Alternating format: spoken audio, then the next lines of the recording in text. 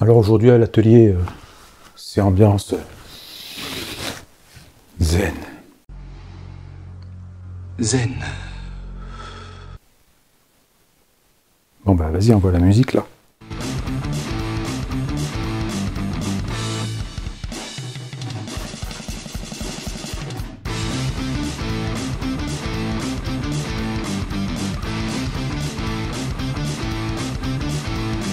Konnichiwa.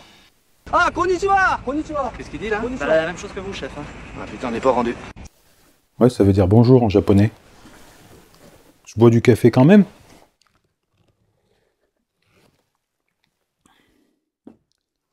Donc aujourd'hui dans cette vidéo, c'est ambiance pays du soleil levant. Parce qu'on m'a offert, il n'y a pas très longtemps, un livre. Que voilà. Que voici. Donc ce livre-là, qui traite de l'art du kumiko. Je pense qu'on dit kumiko, mais je suis pas du tout japonais. Je crois que ça se voit. Voilà. Donc tout ce que je vais vous dire dans cette vidéo, c'est quand même de ce bouquin-là que ça vient. Et vous m'avez vu affûter mes ciseaux dans le début de cette vidéo pour deux raisons. La première, c'est parce que j'avais envie, parce que j'ai reçu mon gabarit Lie-Nielsen il y a quelques temps déjà. Il y a longtemps que je pensais l'utiliser, je suis très content. Et voilà, j'adore ce truc. Quand je vois la différence entre celui-ci et l'autre chinoiserie que j'avais acheté, tiens, je vais quand même vous montrer. Donc ça, c'est le truc à 15 balles que j'avais acheté il y a un certain temps déjà. Donc sans vous faire un comparatif complet, déjà celui-là il rouille. Hein, c'est embêtant parce que pour un truc qu'on doit utiliser avec des pierres à eau, si ça rouille, ensuite le pas de vis est nettement plus fin. Ça c'est un genre de fonte d'alu, voilà. Alors sur celui-là, on voit tout de suite, voilà, on n'a pas de machin chromé parce que toutes les pièces sont usinées. Le pas de vis est nettement plus fin, ce qui fait que quand vous serrez, vous avez beaucoup plus de force et puis c'est beaucoup plus précis.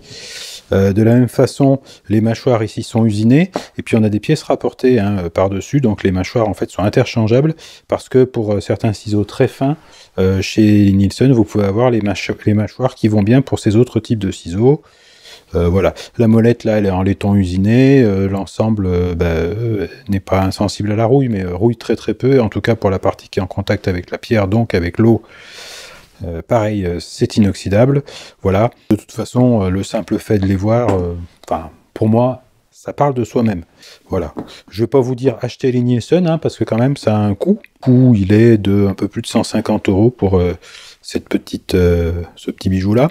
Voilà. Mais après tout, il y en a bien qui mettent 1500 balles dans un téléphone portable. Donc, je suis content. Donc ça c'est la première raison, et puis la deuxième raison, c'est que quand on fait du kumiko, eh ben il faut avoir des ciseaux qui coupent. Qui coupent, vous voyez, super bien.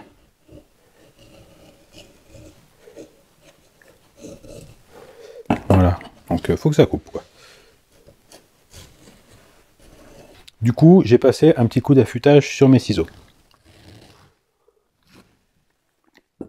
Alors, moi je voulais faire un motif qui s'appelle Asanoa. Je vous montre. Donc ça ressemble à ça. Mais avant de faire ce motif, il faut commencer par faire un cadre. Comme ça.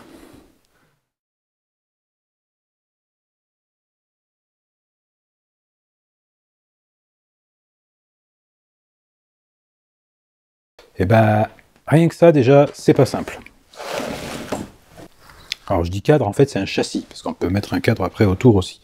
Donc, juste qu'on soit bien d'accord, moi, je fais du kumiko, là, mais je teste. Voilà, j'ai pas encore commencé, d'ailleurs. J'ai fait 2-3 petites aides que j'ai commencé à mettre au point, parce qu'il y a tout un tas de trucs à bien prendre en compte. Et voilà où j'en étais. Donc, pour faire ça, la première chose qu'on va devoir faire, c'est faire des rainures dans des planches bien espacées. Sachant que on va faire des montages donc à mi-bois, et que pour des raisons tout simplement des raisons pratiques, le montage à mi-bois, on va le faire basé sur l'épaisseur d'un trait de scie, qui fait à peu près 3 mm et demi en ce qui concerne ma lame, mais après ça va être selon ce que chacun va faire. Donc il y a pas mal de petites bricoles, de petits gabarits à faire. Donc j'ai fabriqué un poussoir. Pour ceux qui suivent mon Instagram, vous aurez peut-être vu auparavant que j'avais mis en ligne les images de cette chose-là. Hein, en réalité, ce sont voilà, des petites pièces de bois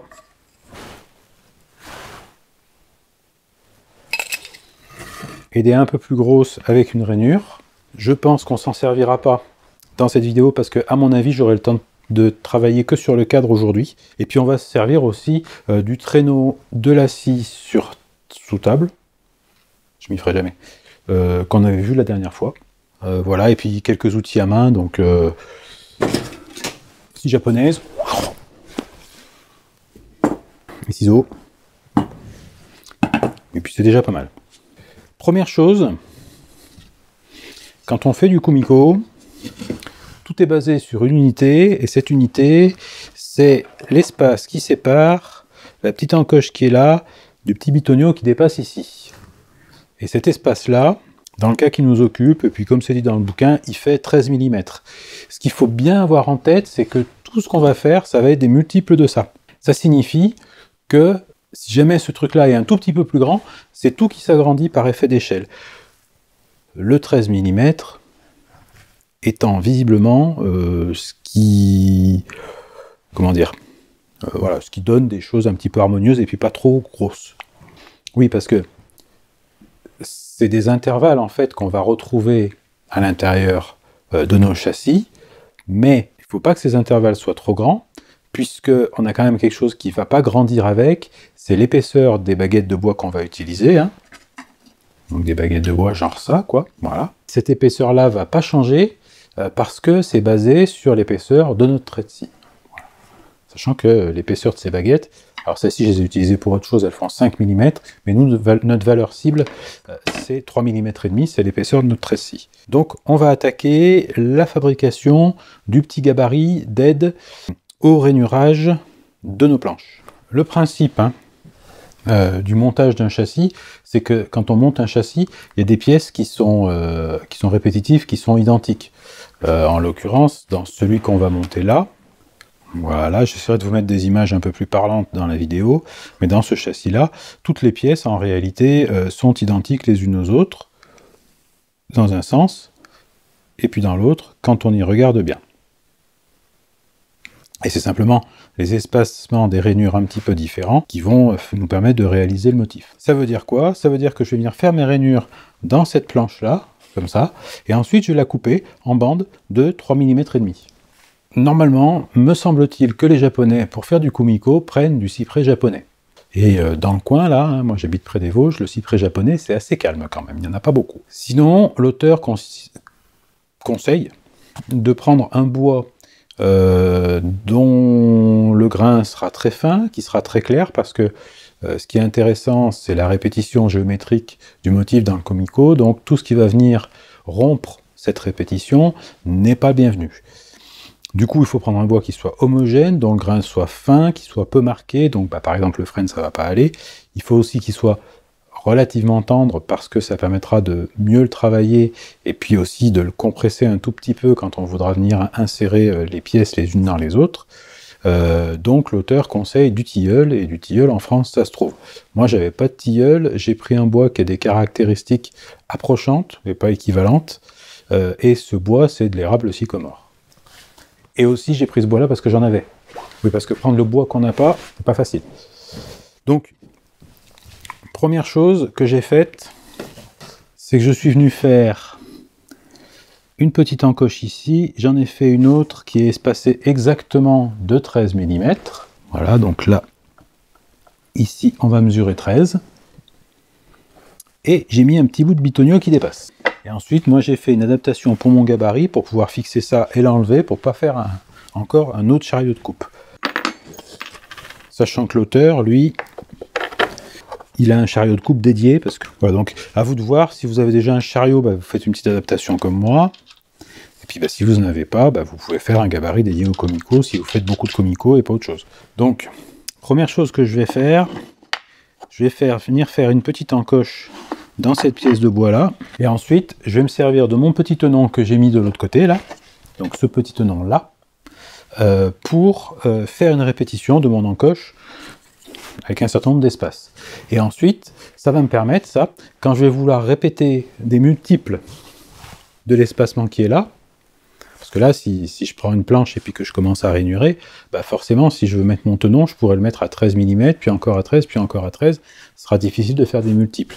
Alors que si je fais avec ça, je vais vous montrer, ça va être plus parlant.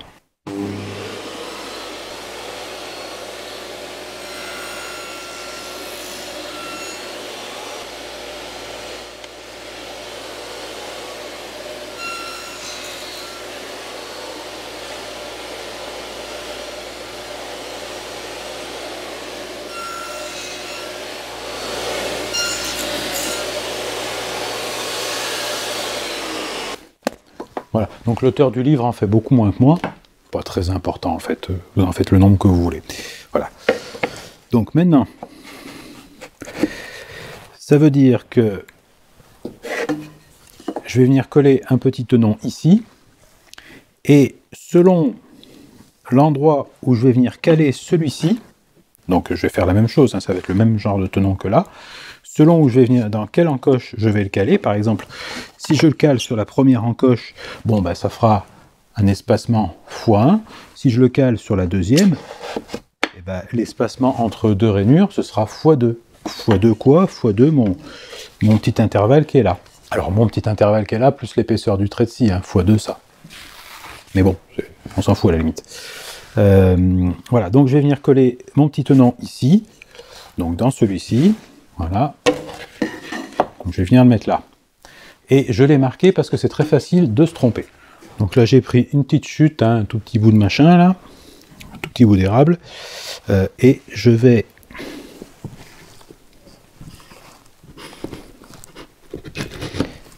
l'ajuster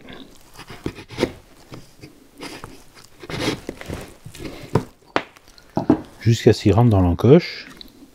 Donc pour ceux qui se poseraient la question, mes doigts sont derrière le ciseau, mais ils sont toujours au-dessus de la lame, hein, jamais en dessous. Parce que comme disait un célèbre centurion d'Astérix, à vaincre sans péril, on évite les ennuis. Donc là on arrive doucement à quelque chose qui rentre dans la fente. Non mais je t'ai vu toi au fond, hein, il y a quelque chose qui rentre dans la fente, ça y est. Alors c'est un petit peu fastidieux.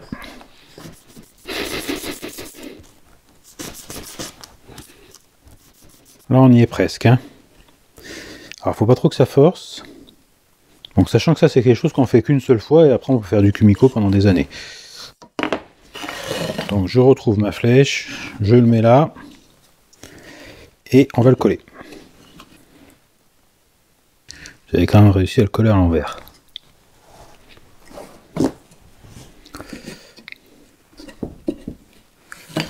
Voilà.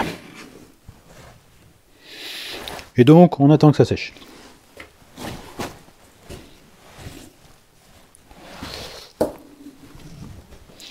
Et en attendant, on a le droit de boire un café.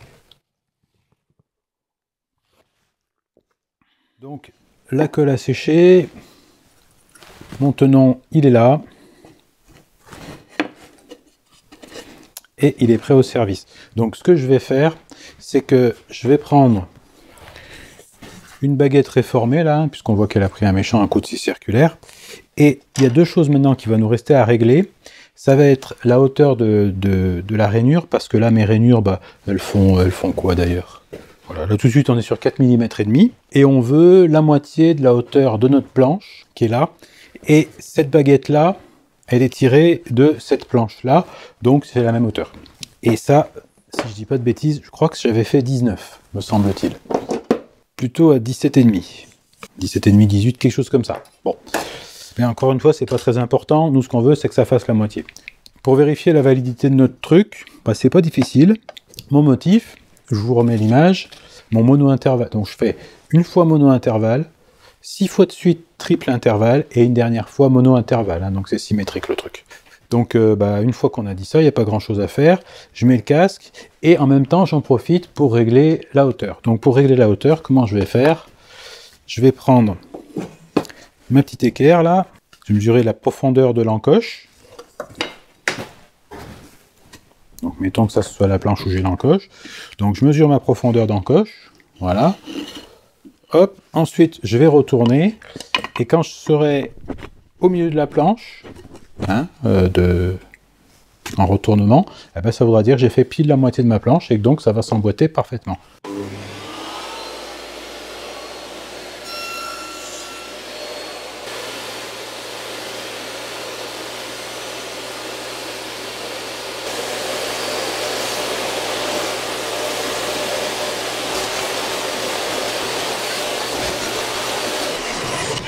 Donc pour le réglage de la profondeur d'encoche, je viens mesurer. Donc avec ça, vous pouvez prendre un peu ce que vous voulez. Vous avez un pied, par exemple, si vous avez un pied à coulisse à queue ou ce genre de choses. Ensuite, je retourne et si j'arrive pile dessus, on va dire un petit dixième de plus, quoi, à peine, parce que ça se multiplie par 2 quand on retourne, et ben c'est que je suis bon. Donc maintenant que j'ai fait ça, sachant que cette pièce va me servir à rien, c'est juste une pièce de test, et ben je vais faire ma petite histoire d'intervalle. Donc là, j'ai fait ma première encoche. Pour l'instant, je n'utilise pas mon gabarit auxiliaire, puisque la deuxième, je vais la faire à un intervalle. Donc pour ça, j'ai déjà le tenon qui est en place. Voilà. J'ai juste à m'en servir.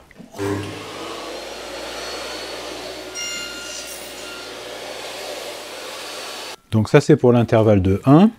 Et maintenant, j'utilise le gabarit auxiliaire.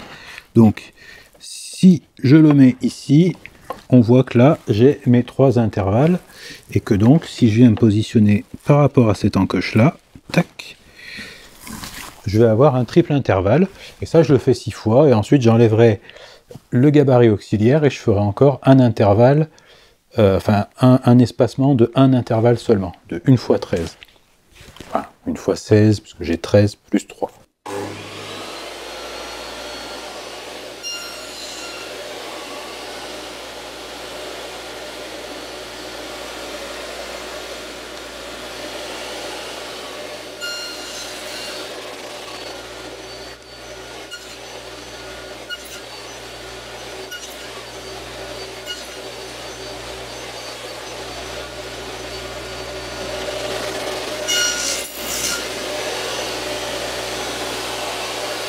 Voilà, donc là j'ai mes baguettes telles que je veux les avoir, à ceci près que c'est pas la bonne épaisseur, mais ça on va voir après comment on fait notre épaisseur. Donc maintenant je vais faire exactement la même manipulation, si ce n'est que je prends la planche complète, voilà, et que donc je vais faire des rainures dans la longueur, et qu'ensuite il va falloir que je tire, alors je compte sur le dessin, 1, 2, 3, 4, 5, 6, 7, 8, 9... Il va falloir que je tire 18 languettes minimum. Généralement, on en fait un peu plus parce que des fois, il y a un petit peu des loupés. Voilà. Donc, dans un premier temps, je coupe ma planche. Et ensuite, je ferai mes languettes.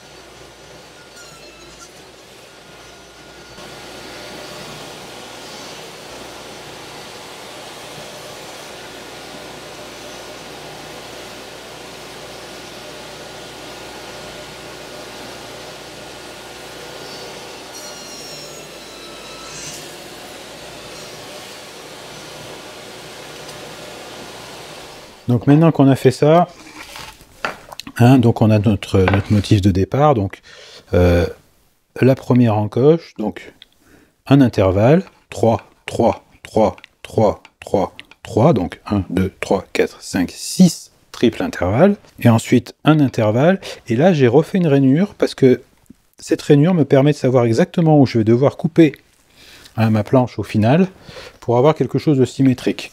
Donc juste pour illustrer, je l'ai refaite ici, et si je coupe,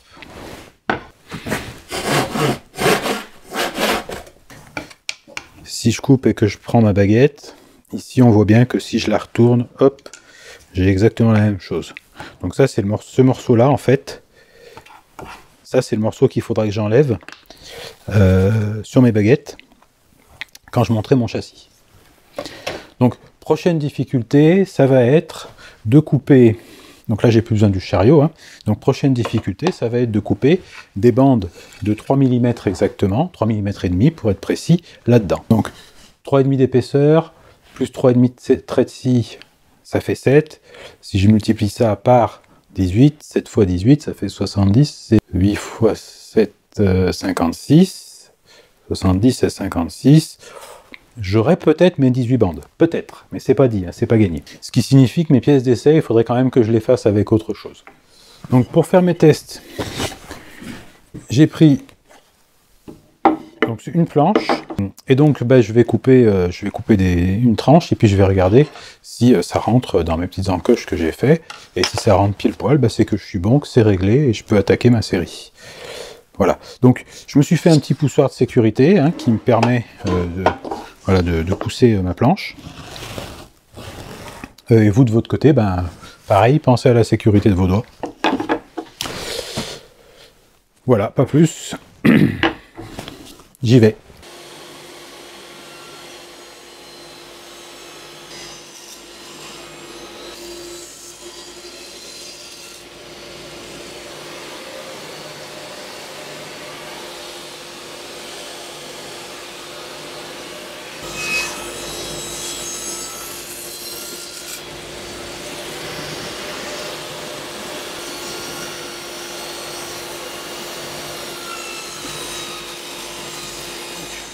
J'ai mes 18 baguettes, j'aurais bien voulu en avoir de plus, mais voilà, j'en ai pas en plus. Alors ce qui est intéressant, c'est la chute donc qui est pas droite du tout, qui est beaucoup plus étroite ici que là, alors que je suis parti d'une planche tout à fait rectangulaire. C'est dû au fait que ça c'est la partie que je rentre en premier, et ça c'est ce qui arrive au bout, et a priori la planche doit vibrer un tout petit peu vers l'arrière, hein, puisqu'on a une partie assez fine qui est libre. Du coup, elle est un tout petit peu plus étroite, ou un tout petit peu plus mangée. Et à force, au bout de 20 coupes, on finit par avoir peut-être à chaque fois 2 dixièmes, et ça finit par faire 4 mm. Voilà. Donc ça, c'est intéressant. Ce qui est intéressant aussi, c'est qu'il faut vraiment prévoir une surlongueur, parce que ça, c'est ce qui arrive en bout de coupe, hein. Donc on voit que c'est pas joli. Mais c'est pas grave, puisque de toute façon, moi, je vais recouper là. Donc je vais le faire tout de suite, je vais le faire à la scie à main. Donc pour ça, c'est pas très compliqué, je vais couper tout en même temps.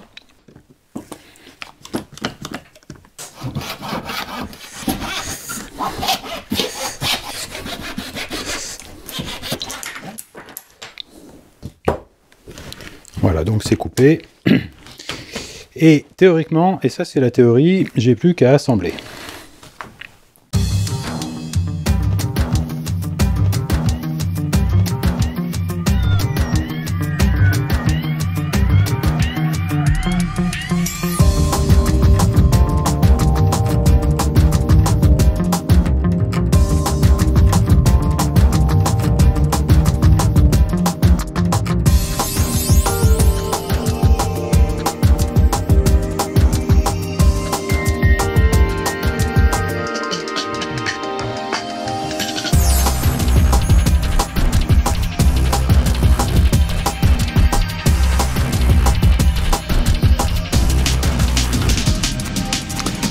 Bon, je ne vais pas vous embêter trop longtemps avec ça, je le termine et on se retrouve après.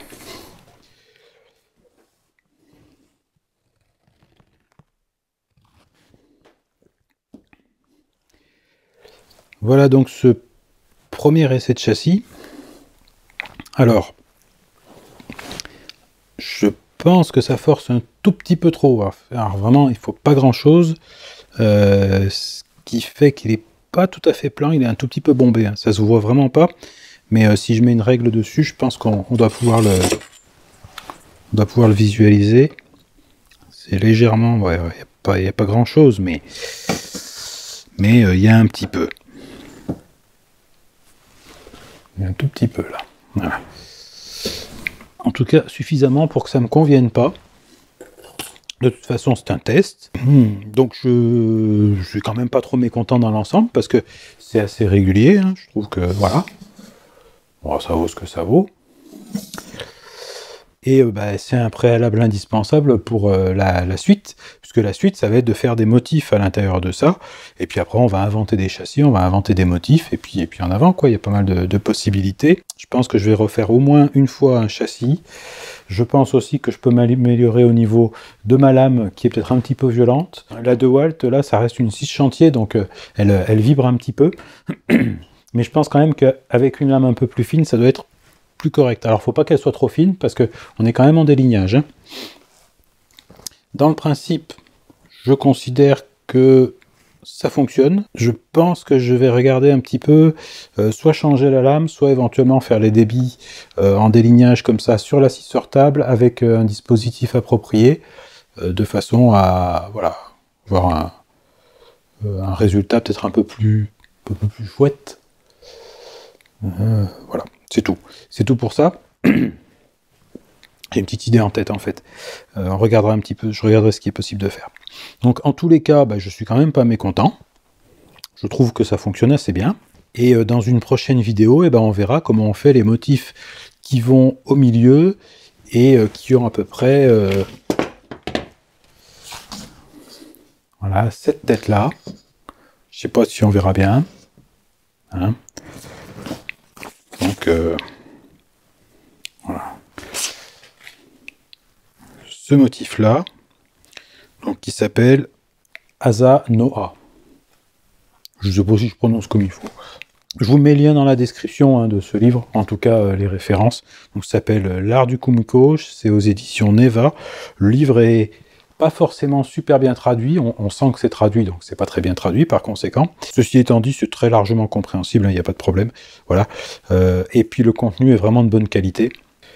Donc je vous le conseille si vous voulez attaquer le kumiko de manière simple, sans avoir forcément un outillage de fou.